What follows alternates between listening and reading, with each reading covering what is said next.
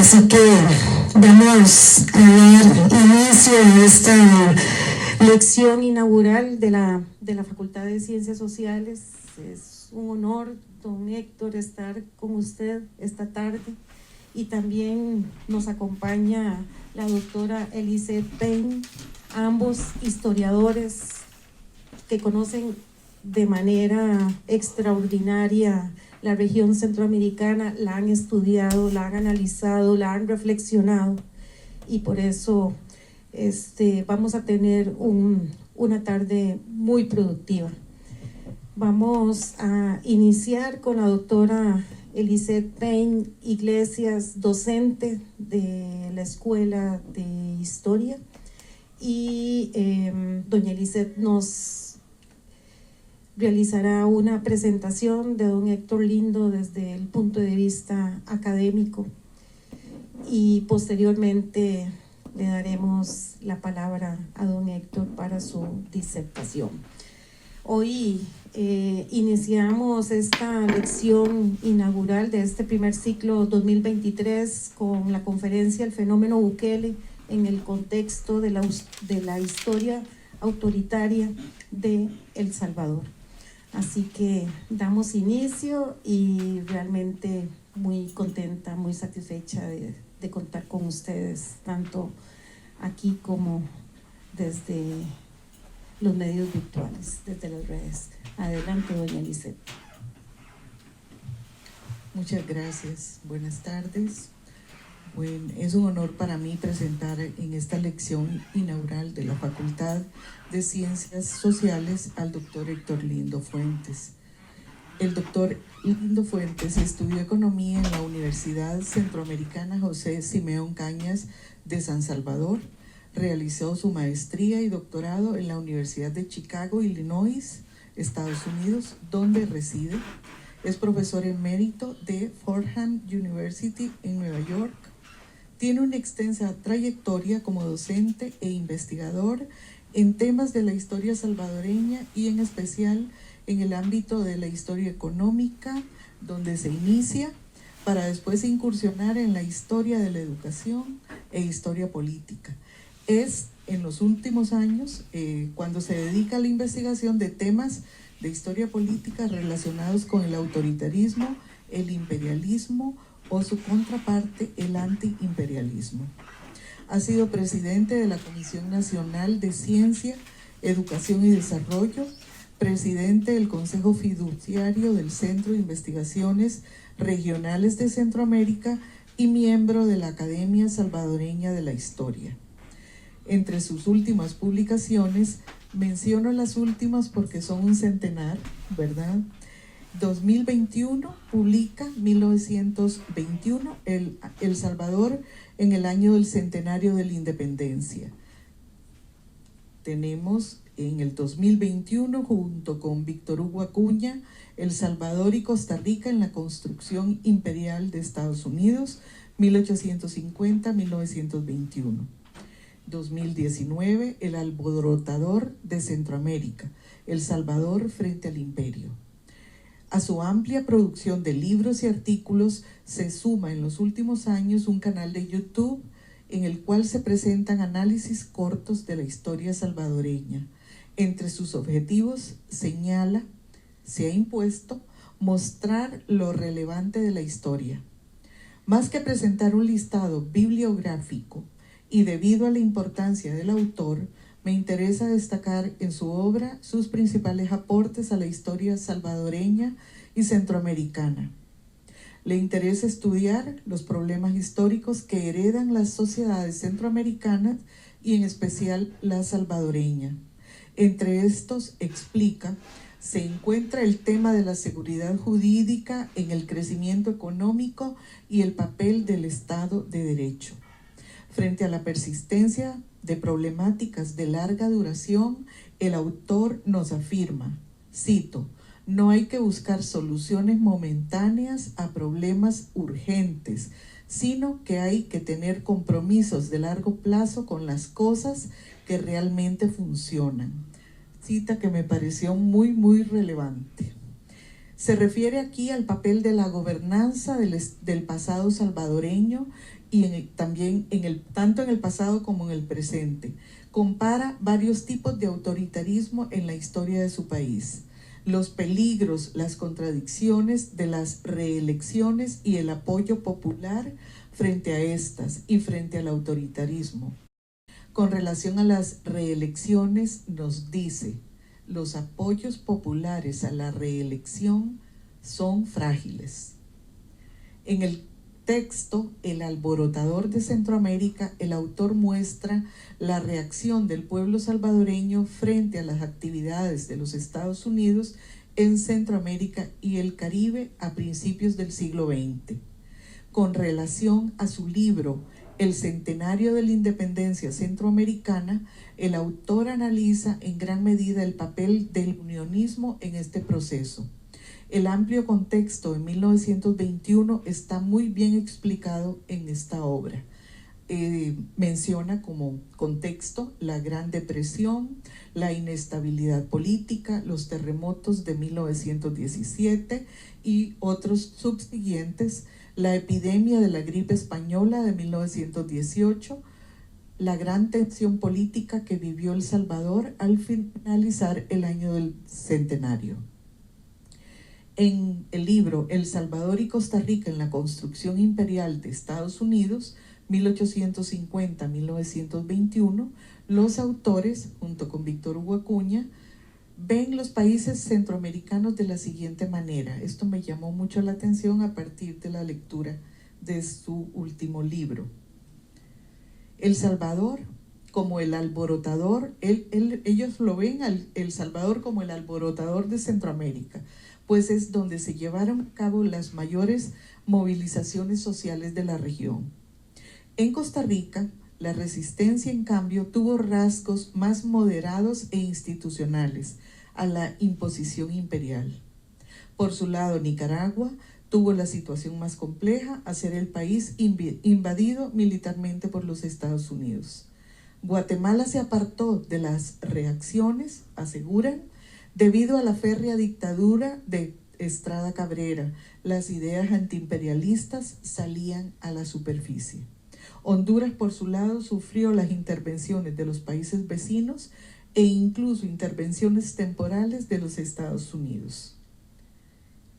Y finalmente, en los últimos tiempos, Héctor Lindo, como ciudadano, reacciona frente a la ignorancia de la historia y el populismo barato.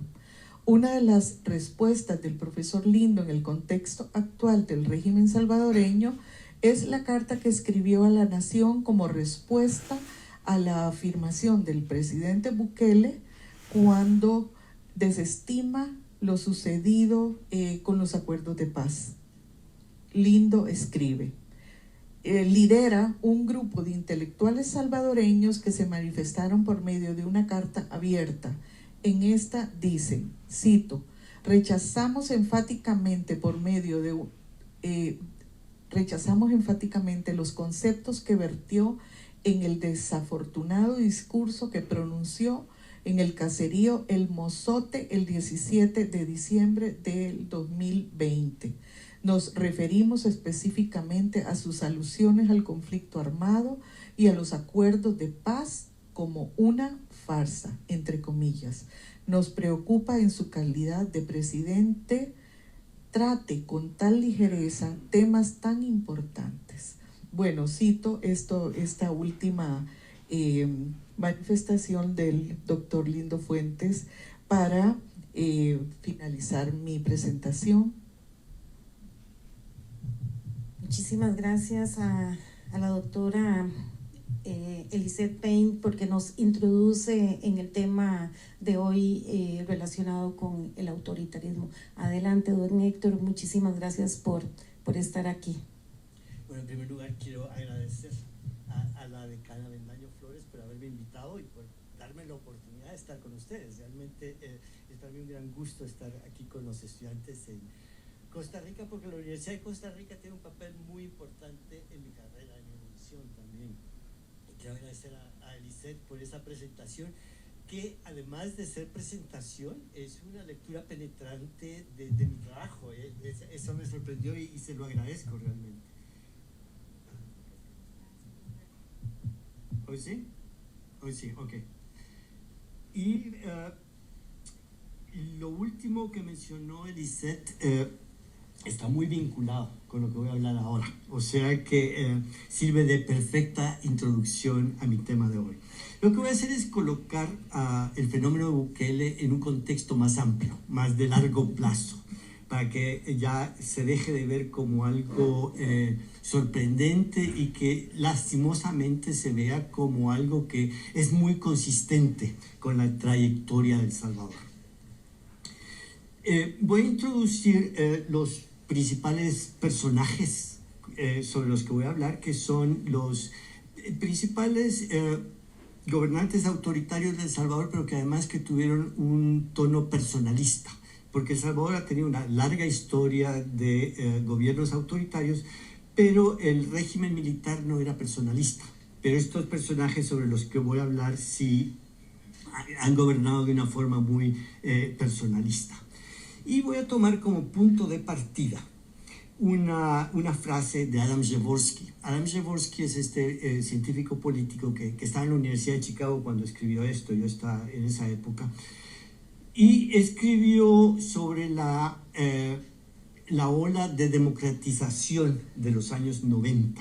Y traduzco aquí un párrafo que me sirve de mucho, que dice que el equilibrio autoritario se apoya principalmente en la mentira, el temor o la prosperidad económica. Es una especie de taburete con 3 patas. Y esto lo voy a usar como criterio organizativo para mi presentación. Voy a hablar sobre el papel de la mentira, el temor y la prosperidad económica. ¿No se oye? ¿Ahora mejor? Uy, lo tengo que tener bien cerca de la boca. Entonces, voy a hablar sobre la mentira, el temor y la prosperidad económica en estos 3 presidentes de los que he hablado. Y voy a darles ahora un poco de contexto temporal, porque ustedes no estarán tan familiarizados con la historia de El Salvador. El primer mandatario que tiene este corte autoritario personalista del que voy a hablar es Alfonso Quiñones Molina. Él tuvo una larga trayectoria en las esferas más altas del poder. Él fue vicepresidente de Carlos Meléndez y de Jorge Meléndez entre marzo de 1915 y marzo de 1923, y luego presidente hasta 1927. Les sorprenderá a ustedes esta continuidad, pero les sorprenderá menos si les menciono que Alfonso Quiñones Molina estaba casado con una Meléndez, que era hermana de Carlos y de Jorge. Entonces estamos hablando de lo que en la historia salvadoreña nos referimos como la dinastía Meléndez-Quiñones. Y de esta dinastía Meléndez-Quiñones, el que tenía la personalidad más fuerte y la ambición de poder más descarnada fue Alfonso Quiñones Molina. Es el primer personaje del que voy a hablar. El segundo, que comenzó su carrera política durante la dinastía Meléndez-Quiñones, es Maximiliano Hernández Martínez. Él fue presidente interino de El Salvador entre diciembre de 1931 y marzo de 1935. Luego, presidente constitucional de marzo de 1935 hasta marzo de 1939. Y luego fue reelecto 2 veces en 1939 y 1944. Y el tercer personaje del que voy a hablar es Nayib Bukele, que fue electo en 2019 y su periodo termina el próximo año, 2024. Ahora, un hito importante en su presidencia es que en mayo del 2021 obtuvo una supermayoría legislativa, que después de elecciones limpias, eso no se puede negar, la gente votó por el partido de él, pero aprovechó para inmediatamente reemplazar la Sala de lo Constitucional de la Corte Suprema de Justicia, reemplazar al fiscal general de la República y obligó a jueces de más de 60 años a jubilarse. Es decir, que en espacio de un mes obtuvo el control total de los poderes ejecutivo, legislativo y judicial. Y desde entonces ha usado estos poderes de una forma muy agresiva realmente. Entonces estamos dando aquí el parámetro temporal del que voy a estar hablando. Los años 20, los años 40 y el siglo XXI, la tercera década del siglo XXI. Pasemos ahora a estudiar cómo manejaron el equilibrio autoritario estos tres autores. Entonces, vamos a hablar sobre cómo manejaban ellos las mentiras, el temor y la prosperidad económica. Empecemos con mentiras. Bueno, no es que yo les voy a mentir, sino que voy a hablar sobre cómo estos señores crearon una verdadera infraestructura para mentir. Para mentir a nivel nacional, a nivel estatal, era necesario crear una infraestructura que incluya la censura de prensa, el manejo de instrumentos de comunicación como periódicos y radios, no solamente para transmitir el mensaje del gobierno, sino también para marginar mensajes alternativos. Entre la censura y la propiedad de medios de comunicación se podía controlar la prensa.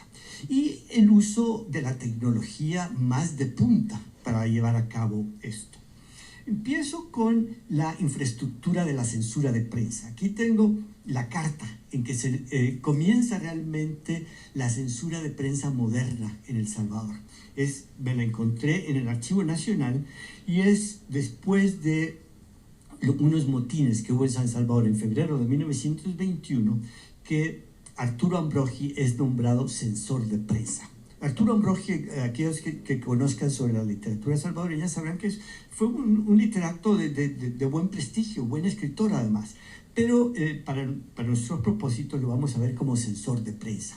Y fue censor de prensa varias veces, no solamente bajo los Meléndez y Quiñones, sino también bajo Martínez. Fue nombrado en 1921. Quiñones también fue un pionero en crear órganos de prensa controlados por él personalmente para manufacturar su imagen pública.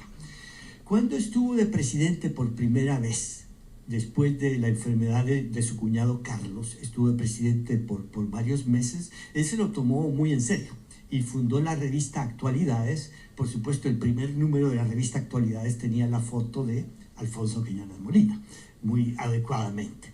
Luego, cuando fue presidente, en 1923, creó el periódico El Salvadoreño, que también era un órgano que él controlaba y que se dedicaba a cantar sus alabanzas. Más interesante fue la introducción de la radio en El Salvador. La primera emisora de radio que aparece aquí fue la emisora AQM. AQM eran las iniciales de Alfonso Quiñones Molina. O sea que la primera radio del Estado tenía las iniciales del presidente Alfonso Quiñones Molina, lo que les da una idea de un cierto narcisismo ejecutivo de este señor. Pero fue muy hábil. Desde el principio él se dio cuenta de que la radio era pues un elemento de propaganda. Pero había muy pocas radios en El Salvador. Entonces instalaba altavoces en las plazas públicas para que escucharan sus mensajes. Y era algo muy apropiado en un país donde había todavía mucha gente analfabeta. Entonces, él, a través de estos medios, creaba su propia realidad. Creaba una realidad sobre qué era el gobierno de Quiñones. Era un gobierno de honestidad, con una hacienda pública muy bien organizada y con un presidente cercano al pueblo. Él tenía un toque populista, como pueden ver en esta foto aquí, que es de una de las publicaciones de propaganda. Aparece el presidente en una inauguración rodeado por el pueblo. Era un hombre muy querido, lo abrazaban a diestra y siniestra.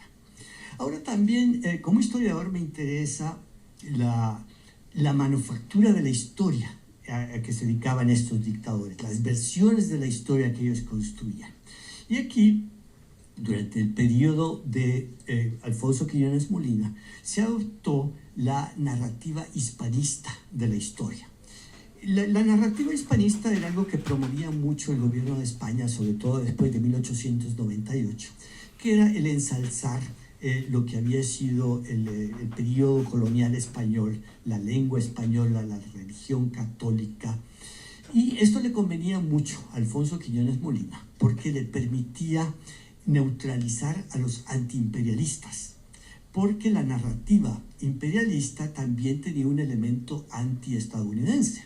La habían desarrollado los españoles después de que perdieron Cuba y perdieron las Filipinas a los Estados Unidos.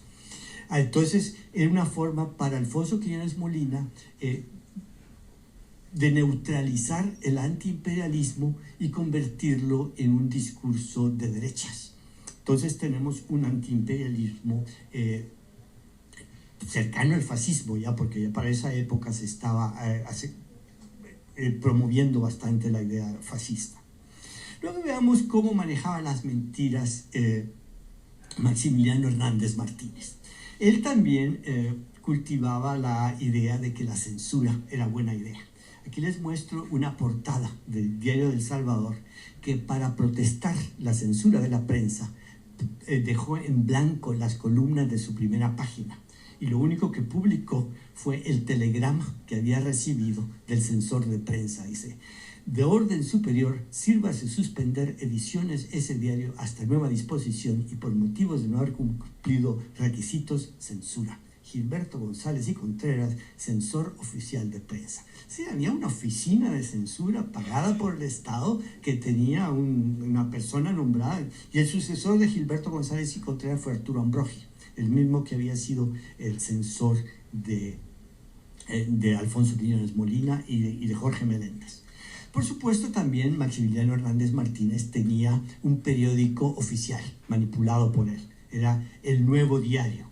Y les voy a acercar un poco para que vean, no se pueden ver bien aquí los titulares, pero pueden ver que tenía noticias como: entrega del diploma de honor al general Martínez, el homenaje de ayer al presidente general Martínez. Esto le da una idea de la tónica de este periódico, que era pues ensalzar la figura del dictador. Y también él usaba la radio. Él tenía cadenas nacionales de radio todas las semanas donde leía discursos. A veces eran discursos un poco extraños, pero él usaba con mucha habilidad la radio, que era pues la tecnología más de punto. Ya para esta época ya se había generalizado más el uso de la radio y había receptores, en la mayoría de los hogares. Entre sus mentiras favoritas estaba que el gobierno no se endeudaba. El país era un país seguro y el país era un país próspero. Ahora, el gobierno no se endeudaba, era una forma de darle un toque positivo a algo que era inevitable. El gobierno no se endeudaba porque nadie le prestaba dinero, porque con la Gran Depresión había tenido que suspender los pagos de la deuda y nadie le prestaba dinero a El Salvador, pero entonces él lo tomó como algo positivo. Además, los empréstitos habían sido impopulares. Y el país seguro era algo importante para él, decir que era seguro contra el crimen, pero también seguro contra el comunismo.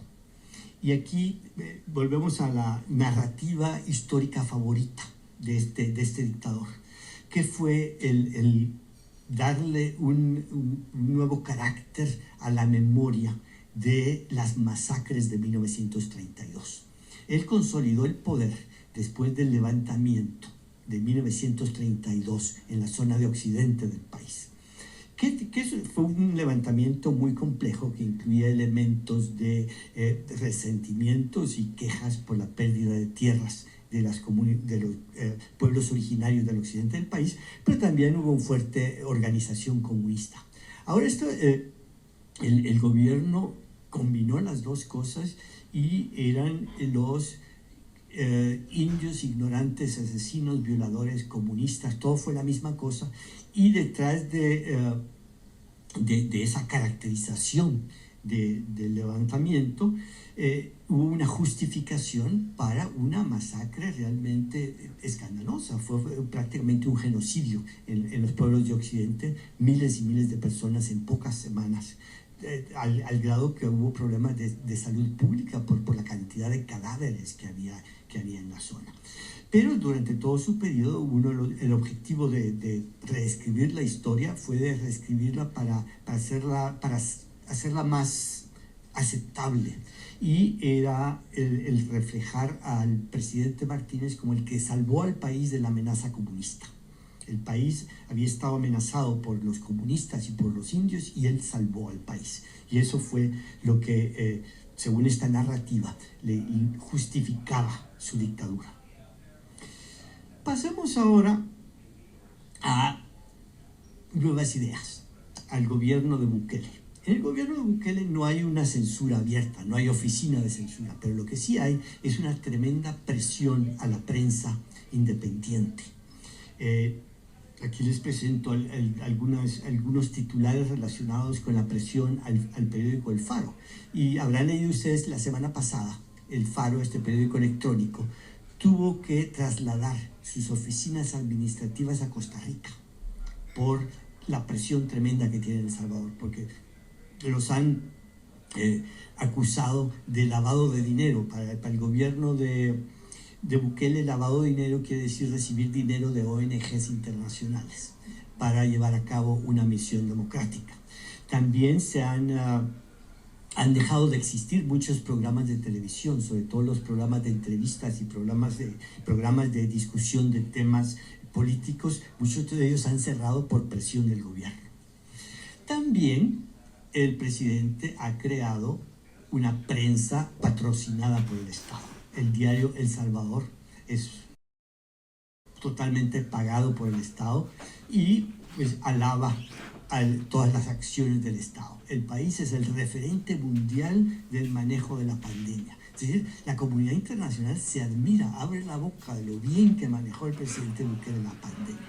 También tiene un canal de televisión y hace cadenas nacionales de radio y televisión muy similares a las que hacía el presidente Martínez en su tiempo. Pero lo que más caracteriza al gobierno de Bukele es su manejo de las redes sociales. En la presencia en Twitter, en YouTube, en TikTok, en Facebook, en todas estas redes es impresionante. La ilustración que tienen a la derecha es de una publicación de Reuters, de esta agencia de noticias, que hizo una investigación a fondo de cómo manejaba Bukele las redes sociales. Y esto lo he tenido que apuntar porque son demasiados datos, pero aquí se los leo. El presidente maneja 1.500 canales de YouTube. El aparato de troles tiene cientos de troles distribuidos no solo en El Salvador, sino que en otras partes del mundo. Tiene más de 1.000 páginas de Facebook. Tiene 520 grupos de WhatsApp. En un milisegundo, su mensaje se puede transmitir a millones de cuentas de Twitter. Es una operación masiva de las redes sociales que no solo crea una imagen del gobierno, sino que ahoga totalmente cualquier visión alternativa. La oposición no tiene voz, no puede hablar porque está totalmente ahogada. Y si uno dice algo en Twitter que no le gusta al presidente, inmediatamente son cientos de mensajes criticando, cientos de mensajes tratando de ahogar el mensaje. La semana pasada, para ayudarme con esta presentación, lanzó este tweet el presidente Bukele. Es del 12 de abril. Característicamente es en inglés, porque a él generalmente le gusta escribir tweets en inglés. Dice: la civilización humana ha entrado a una nueva etapa, la carrera sobre quién posee la verdad. Esto es realmente da temor, es algo que a mí me hiela la sangre, ¿no? Él ve que hay una carrera por la verdad y por supuesto quién es el que quiere poseer la verdad. Lo dejo con signo de interrogación. Y aquí también estamos en un caso de un presidente que quiere reescribir la historia. Y en este caso la historia que quiere reescribir es la de los acuerdos de paz.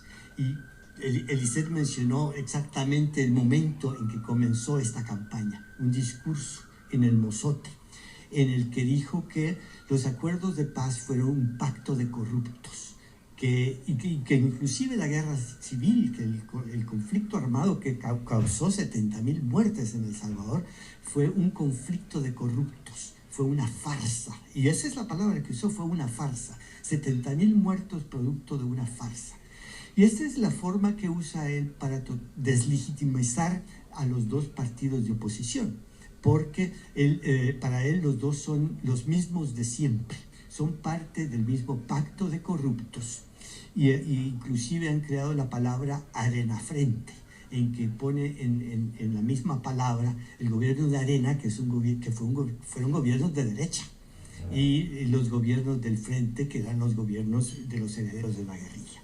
Entonces aquí también tenemos una reinvención de la historia, como parte de toda esta construcción de mentiras, de un universo de mentiras, que permiten construir una pata de este taburete del equilibrio autoritario. Pasemos ahora al temor, al manejo del temor.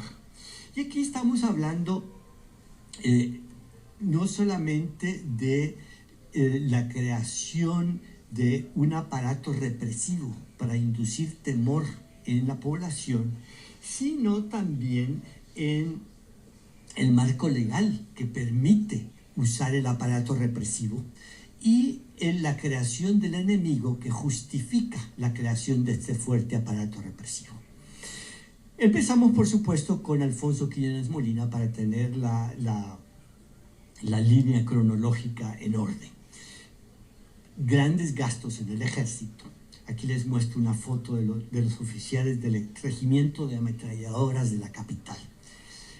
Uno de los primeros países en comprar las ametralladoras de mano que se inventaron después de la Primera Guerra Mundial, esas ametralladoras de mano que usaba Al Capone, no sé si ustedes ven las películas de los años 40.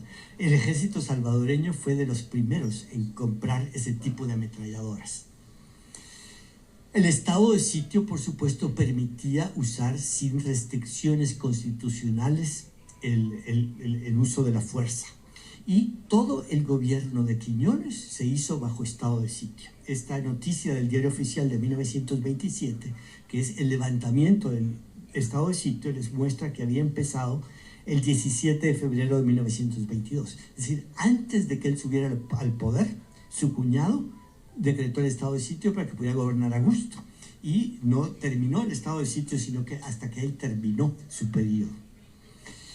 También él trabajó muy duro para construir ese enemigo interno que justificaba el tener un fuerte aparato represivo.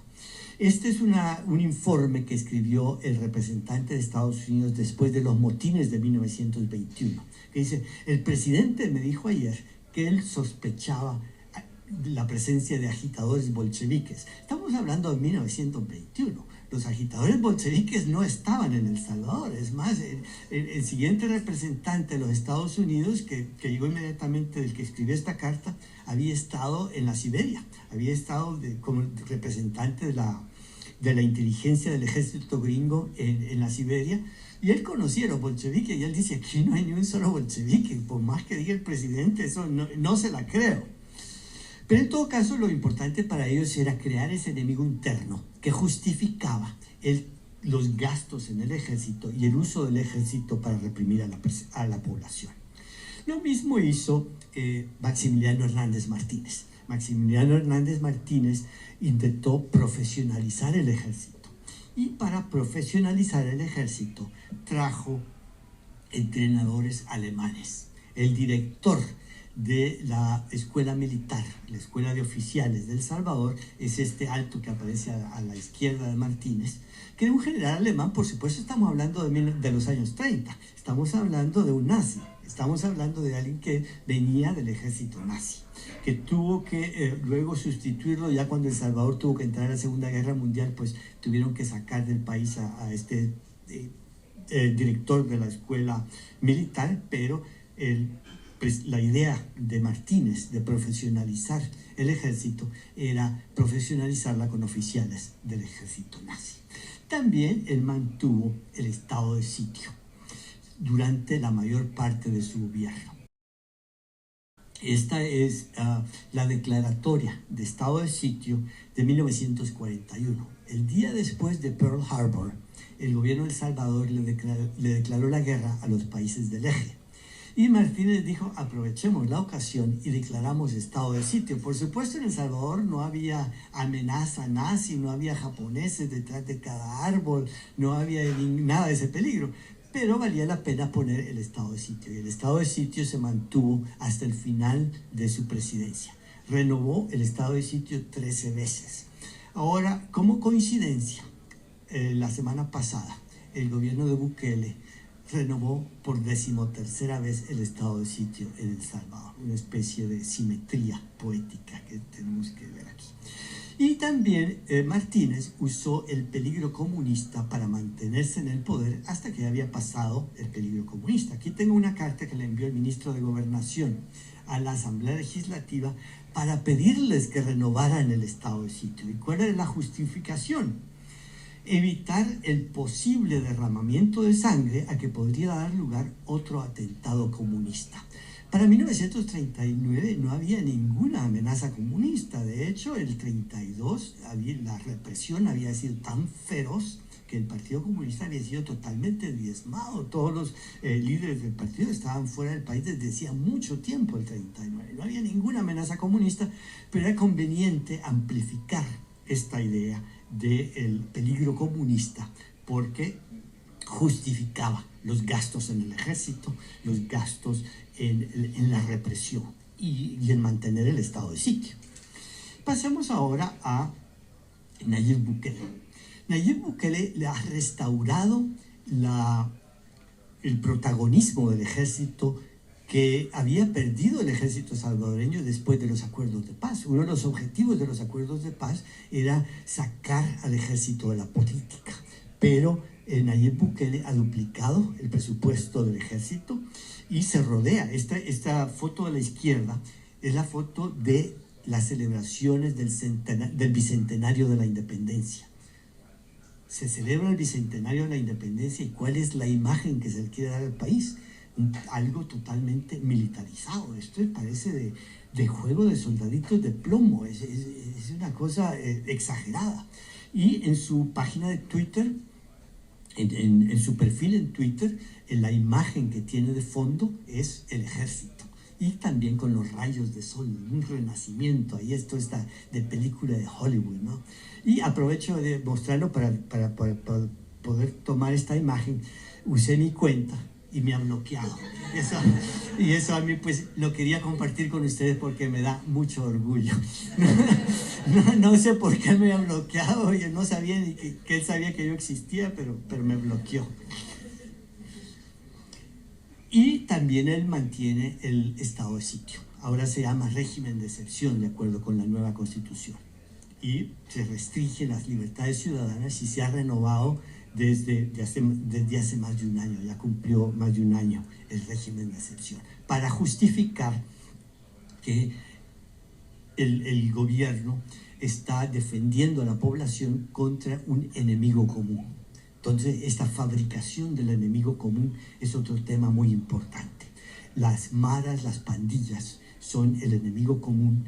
No es posible mencionar que ellos tienen derechos dentro de la Constitución. Además, todos son iguales. Todas las imágenes que crea el gobierno es de un otro, además, informe, deshumanizado totalmente.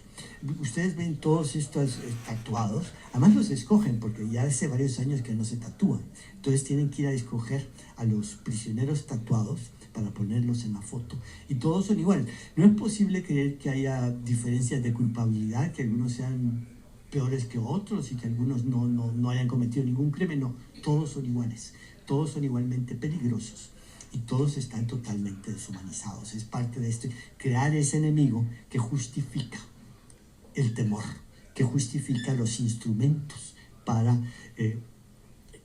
mantener a la población atemorizada.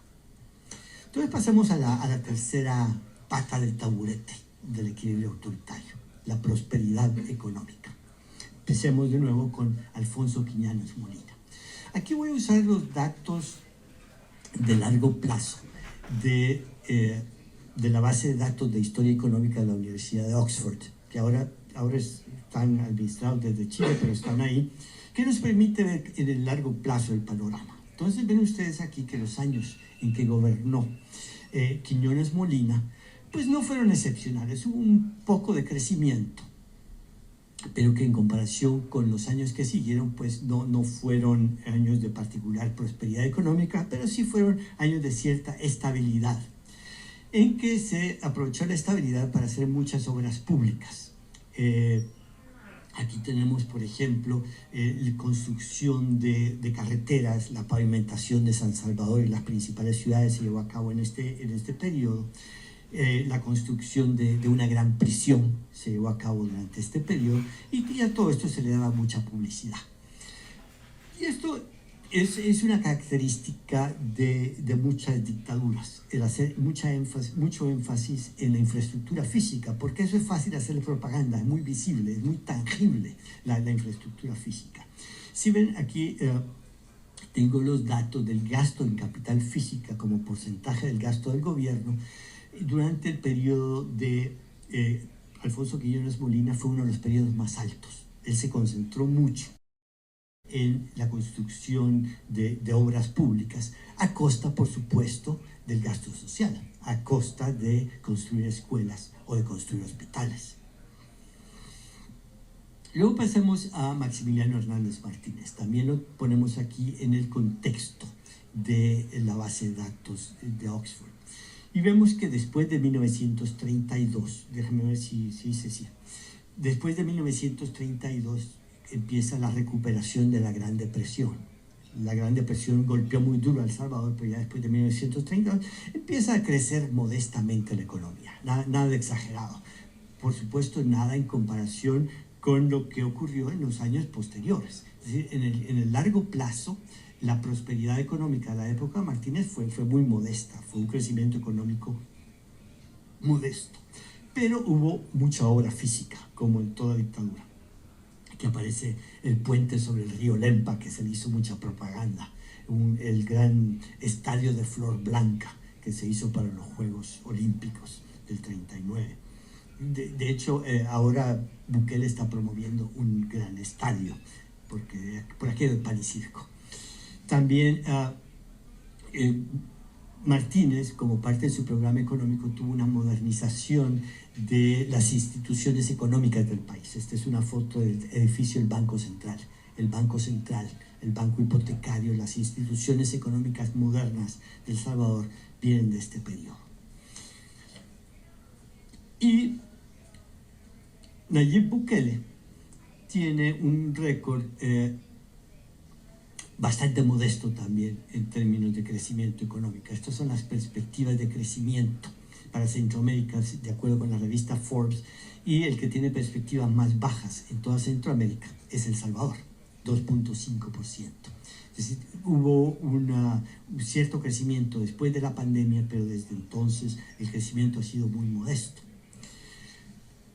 En parte porque la gran apuesta económica de Bukele fue el adoptar el Bitcoin como moneda legal. Según él, eso iba a ser un toque mágico. Compró Bitcoin y aceptó a Bitcoin como moneda legal en el momento en que el valor del Bitcoin estaba muy alto, pero entonces ha bajado y ha bajado estrepitosamente. O sea que es una apuesta que no le ha pagado, la gente no lo usa. Se suponía que se iba a usar para remesas y no se ha usado para remesas.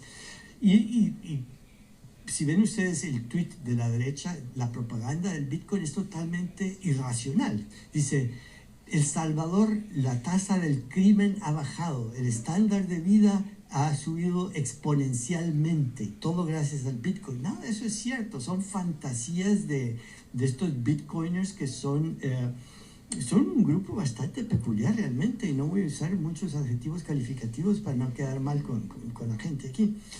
Pero nuevamente él quiere darle mucha visibilidad a la obra física. Entonces hay grandes proyectos un gran proyecto de carretera en Los Chorros, que es un sitio que necesita urgentemente una nueva carretera.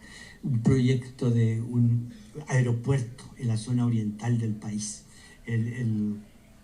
Va a haber también este gran estadio y la ciudad Bitcoin. Nada de esto es realidad, nada de esto se ha completado, ni siquiera se ha avanzado, pero al presidente le gustan mucho los renders de su carrera publicitaria. Él aprendió que hay que crear muy buenas imágenes. Lo único que sí se ha construido es lo que se llama el Centro de Confinamiento del Terrorismo, que es esta gran prisión que se construye el gobierno para colocar a los pandilleros. Y no se sabe muy bien realmente ni cuánto ha costado, ni quién la ha construido, ni cómo fueron los contratos de construcción, pero sí se construyó. Y aquí quiero colocar como paralelo la que el presidente Quiñones también, una de sus obras públicas grandes fue una gran prisión. O sea que parece que haber un cierto ciclo en los dictadores salvadoreños. Pero al igual que el presidente Quiñones, gran parte de la construcción es con deuda. La tasa de endeudamiento del gobierno de Bukele es la más grande de la posguerra.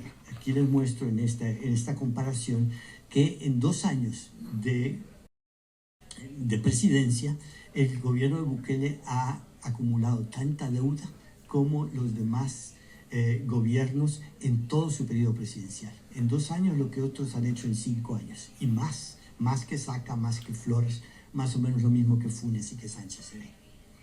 O sea que todo esto se ha alimentado con deuda. Y en lo que importa, ha habido retroceso. Acaba de salir los datos este último mes de la encuesta de hogares para propósitos múltiples, que es una encuesta de hogares muy rigurosa que permite obtener una textura bastante buena del estado de la economía y indica claramente un aumento en la pobreza de El Salvador, a pesar de que en los años anteriores ha habido mejoras sustanciales en las tasas de la pobreza. Pero en cambio, en el tiempo de Nayib Bukele, ha aumentado la pobreza total del 22.8 al 26.7%. La pobreza extrema ha aumentado de 4.5 a 8.6%. Y la pobreza relativa ha bajado un poquitito de 18.3 a 18.1. O sea que en total, la pobreza en El Salvador en estos últimos años ha subido al 3.9%. Esto en contraste con los gobiernos anteriores de la posguerra, donde ha habido una baja constante en las tasas de pobreza extrema y de pobreza relativa. Claro, estos son cuadros siempre complejos en que la pandemia ha jugado parte, pero también las remesas que han ayudado a aliviar bastante el problema de la pobreza. Y un reflejo de la condición precaria de la situación económica de El Salvador es esta noticia que apareció ayer en el periódico, que la tuve que añadir a la presentación urgentemente porque me venía muy al pelo con lo que quería decir. El gobierno prohibió al Fondo Monetario Internacional que publicara el informe de la misión para investigar las finanzas del país. O sea que hay algo que no quieren que se sepa. Ahora bien, ya hemos visto que hay patrones en la forma en que estos gobiernos autoritarios en El Salvador han manejado ese equilibrio autoritario de mentiras, temor y prosperidad económica.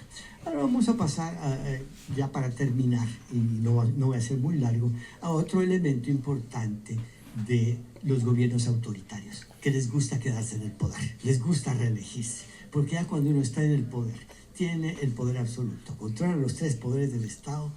La verdad que es agradable. Los periódicos dicen maravillas sobre uno tiene todo un aparato para que hablen bien de uno.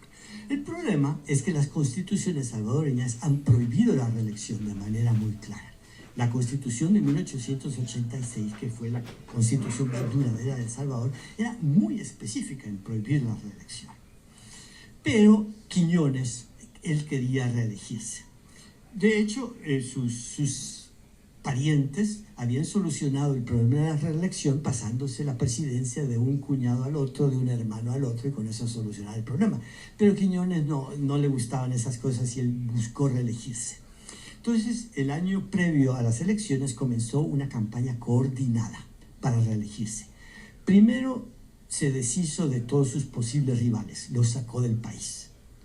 Luego comenzó una campaña de visitar pueblos para aumentar su popularidad y luego organizó cabildos abiertos. El pueblo espontáneamente solicitaba que se cambiara la constitución para que la constitución permitiera la reelección.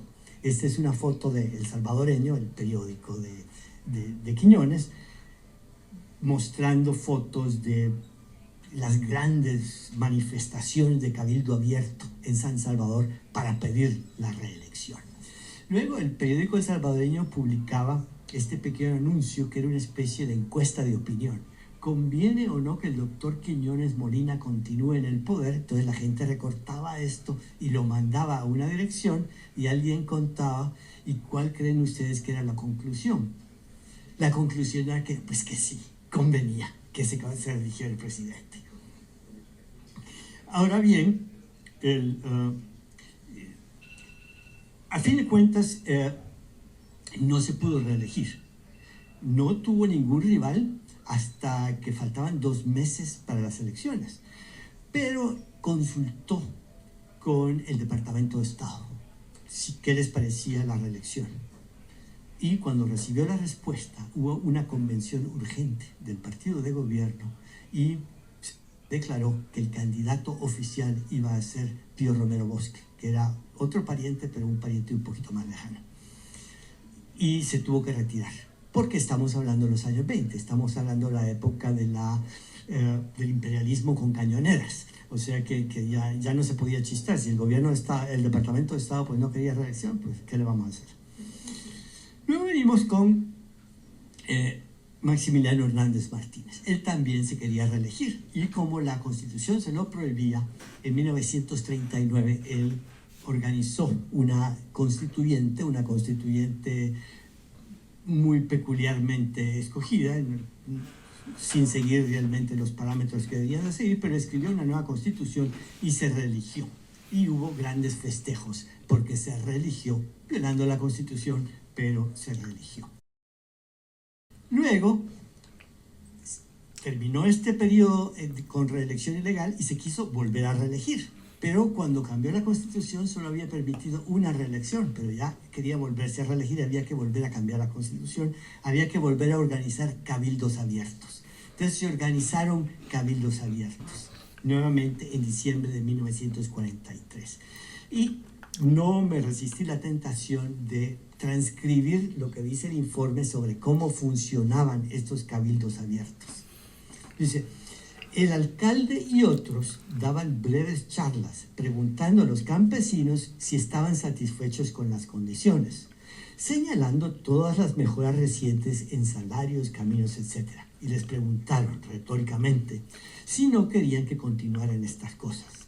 Se les dijo que si querían una mejora continua en todo tipo de cosas, que fueran a los escritorios y firmaran sus nombres o que alguien firmara por ellos. Les dijeron que no los obligarían a firmar y que si alguno no deseaba hacerlo, se marchara sin decir nada a nadie. Pero aquí es el truco: pagando una multa al salir. No les mencionaron en la Constitución y si no firmaban tenían que pagar multa. Pero hubo tantas firmas que se reeligió el presidente. Esta es su toma de posición en 1944, porque por petición popular se tuvo que reelegir. ¿Qué le vamos a hacer? Pero esta vez el pueblo salvadoreño ya estaba harto. Hubo primero en abril un levantamiento que fracasó y que reprimió muy fuertemente, pero luego hubo un movimiento pacífico, una huelga de brazos caídos, y cayó en mayo de 1944. Nayib Bukele ya está hablando de reelección, pero la Constitución no lo permite. Sin embargo, el presidente ha logrado levantar la conversación sobre la Constitución, ha hecho nuevamente una encuesta en Twitter, de esas encuestas en Twitter que uno contesta. ¿Apoyarías una reelección presidencial en el 2024 con Nayib Bukele? Sí. Porque él tiene todo este ejército de troles que se dedica a hacer las cosas que él quiere. Por supuesto, esto es muy similar a lo que había hecho Quiñones Molina en el pasado. Pero claro, la Constitución no lo permite. Pero como él cambió a la Corte Suprema de Justicia y él controla la Sala de lo Constitucional de la Corte Suprema de Justicia, ha logrado que la Sala de lo Constitucional escriba un dictamen diciendo que la reelección es válida. Ahora, si uno lee ese dictamen, es macarrónico. Es un razonamiento, pero que uno tiene que hacer un mapita para tratar de seguir el razonamiento y por supuesto no tiene ningún sentido porque hay 4 partes de la Constitución donde dice claramente que no se permite la reelección. Pero toda la orquesta mediática del gobierno está pues apoyando la reelección y se va a dar porque además no hay oposición. Ahora, para terminar, y hoy sí voy a terminar, quiero revisar esto de las nuevas ideas. El partido de Bukele es el partido de nuevas ideas. Y yo decidí explorar un poquito si era nuevo esto de las nuevas ideas. En 1876 se hablaba de una nueva era. En 1898 se hablaba de una nueva era política. En 1919 el gobierno hablaba de una nueva era. En 1933 se hablaba de una era reconstructiva. Esto ya está un poquito más original, ¿no? En 1950 se habla de una nueva era. En 1976 se hablaba de una nueva era. En 1979 se habla de una nueva época. En 1992 se hablaba de una nueva patria salvadoreña. Y ahora en 2023 hablamos de nuevas ideas. Y con esa nueva idea los dejo. Y si tienen alguna pregunta...